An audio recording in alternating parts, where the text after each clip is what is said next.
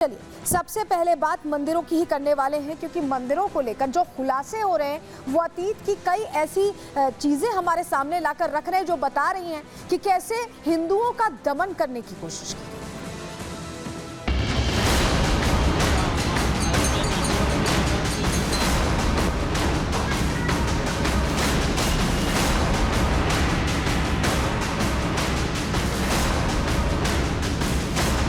पर पूजा पाठ बहुत ही धूमधाम से उत्साह के साथ श्रद्धालु आ रहे हैं और पूजा पाठ कर रहे हैं।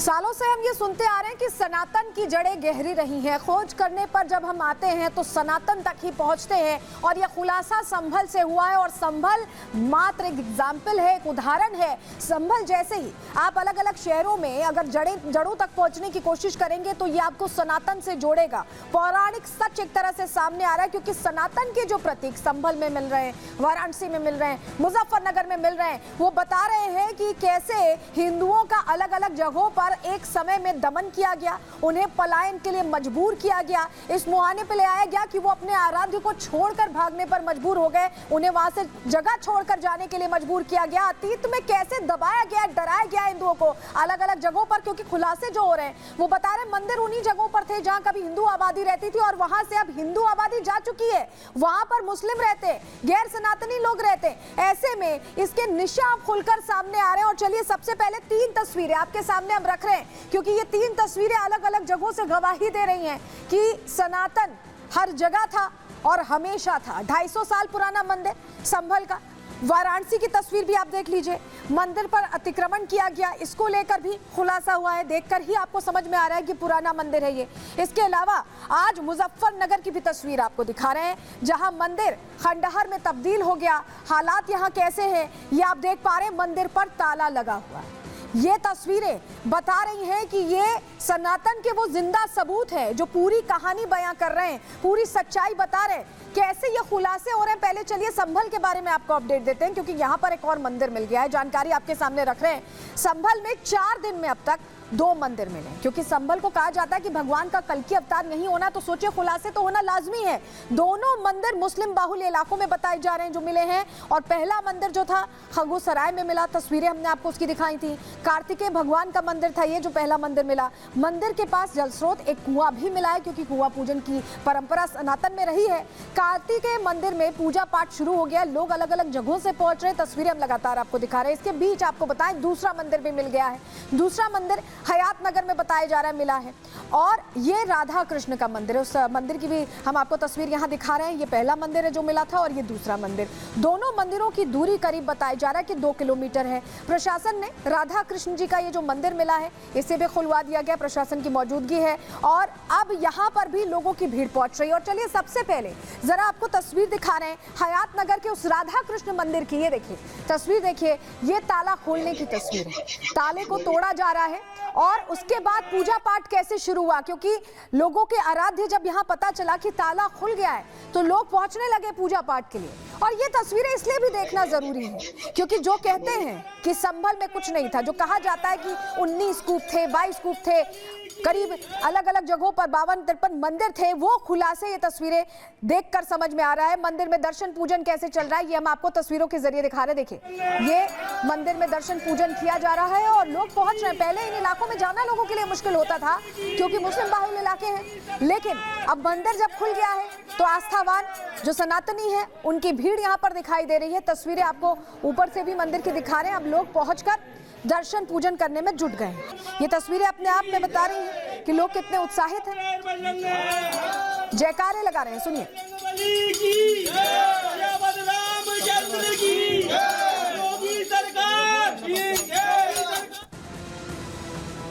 हमारे सहयोगी जतिन लगातार ग्राउंड रिपोर्ट तैयार कर रहे हैं। राधा कृष्ण मंदिर जब मिला तो वो वहीं पर थे, किस तरह का माहौल था, जरा वो माहौल भी आपको दिखा दे रहे हैं उनकी रिपोर्ट के जरिए। संभल में 46 साल बाद मंदिर के कपाट खुले। उसके बाद से विधिवत तरीके से मंदिर में पूजा अर्चना की जा रही है। आज बुधवार है। सुबह की तस्वीर मैं आपको दिखाऊं, जो भक्त है वो यहाँ पर पहुंच रहे हैं। पंडित जी भी बैठे हुए हैं। कल हमने देखा था कि उज्जैन के जो महाकाल का श्रृंगार जिस तरीके से होता है उसी तरीके से शिवलिंग का श्रृंगार किया गया। और आज की भी आप यहाँ पर जो तस्वीरें देखेंगे तो आज भी पूजा अर्चना जो है वो की गई है। आरती जो है वो यहाँ पर की जाती है और भगवान हनुमान जी की जो प्रतिमा है वो भी यहाँ पर है। जो लोग यहाँ पर पूजा अर्चना करने आ रहे हैं वो कुएं की पूजा भी कर रहे हैं। धूप बत्ती आपको यहाँ पर साफ तौर पर जलती हुई नजर आ जाएगी। तो कहीं ना कहीं इस कुएं की मान्यता को लेकर जो प्रशासन है वो अब इसको रिवाइव करने के लिए जो काम है वो कर रहा है। तो चलिए, ये आपने देख लिया, राधा कृष्ण मंदिर मिल गया, लेकिन मंदिर के पास कुआं भी मिला है। आपको याद होगा पहले जो खगुसराय में मंदिर मिला था वहां भी कुआं मिला था। यानी जो हमारी सनातन परंपरा में ही जल स्रोत पास ही होते हैं, पूजा पाठ के लिए इस्तेमाल में लाए जाते हैं, वैसा ही यहाँ पर एक जल स्रोत, ये देखिए यहाँ पर भी मंदिर के पास ये कुआं मिल गया है। ये दूसरा मंदिर है। आप समझिए कि ये दूसरे मंदिर का खुलासा हुआ है और संभल को लेकर कहा जाता है कि यहाँ पर 19 कूप हैं और पता नहीं अनगिनत मंदिर भी हैं। वो जो नक्शा हमने आपको दिखाया था उसमें बताया गया था कि हरिहर मंदिर के आसपास कितने सारे मंदिर हैं और कूप है। और ऐसे में अब ये सच्चाई, एक तरह से हरिहर मंदिर का जो दावा है, ये तस्वीरें उसको और मजबूत करती दिखाई दे रही हैं, क्योंकि कल की भगवान का अवतार होने की बात कही गई और अब तो निशान भी मिलने लगे हैं, सनातन के प्रतीक दिखाई देने लगे हैं। जतिन की एक और रिपोर्ट इस कुएं से जुड़ी आपको दिखा रहे हैं। संभल के इतिहास को, संभल के 19 कूप को रिवाइव करने की एक तरीके से प्रशासन कोशिश कर रहा है। वो 19 कूप दरअसल कहाँ हैं वो हम आज आपको दिखाएंगे। साथ ही उनमें से कुछ कूप जिनकी पहचान कर ली गई है और वहाँ पर खुदाई का जो काम है वो भी शुरू कर लिया गया है, उसकी तस्वीरें भी हम आपको दिखाएंगे। लेकिन सबसे पहले ये मैप आप देखिए। एक कूप पर, 19 में से एक कूप पर इस वक्त मैं मौजूद हूँ। इसको चतुर्मुख कूप बोला जा रहा है और ये नक्शा इस जगह पर बनाया गया है। वो चतुर्मुख कूप, दरअसल मेरे पीछे ये जो पोस्टर आप देख रहे हैं इसके पीछे जो कूप है उसी को चतुर्मुख कूप जो है वो बताया जा रहा है। लेकिन सबसे पहले आप इस नक्शे को देखिए। इस नक्शे में चतुर्मुख कूप जो है वो दरअसल ये जगह है। हरि मंदिर, जिसको फिलहाल शाही जामा मस्जिद बोला जाता है, उसका मैप है। और ये जो सर्कल आप देख रहे हैं दरअसल यही वो 19 कूप है जिसका एडमिनिस्ट्रेशन जिक्र कर रहा है। लेकिन सबसे पहले इस मैप को आप तक डिस्क्राइब करें। आपको इसी चतुर्मुख कूप की तस्वीर यहाँ पर आपको दिखाते हैं। मेरे विजय अगर थोड़ा आगे आएंगे तो देख पाएंगे। तकरीबन 20 फीट अभी तक इसको खोदा गया है। और आप ये देखिए कि कूप, जिसको प्राचीन भी बोला जाता है, बहुत पुराना बोला जाता है, आप ईंटें लगी हुई देख रहे हैं। इस कूप के साइड में जो ईंटें लगी हुई हैं वो बेहद पुरानी है। इस तरीके की जो पत्थर बोल लीजिए, ईंटें बोल लीजिए, जिसका इस्तेमाल कूप बनाने में पुराने समय में किया जाता था, वो पत्थर मिलना अब बेहद मुश्किल है।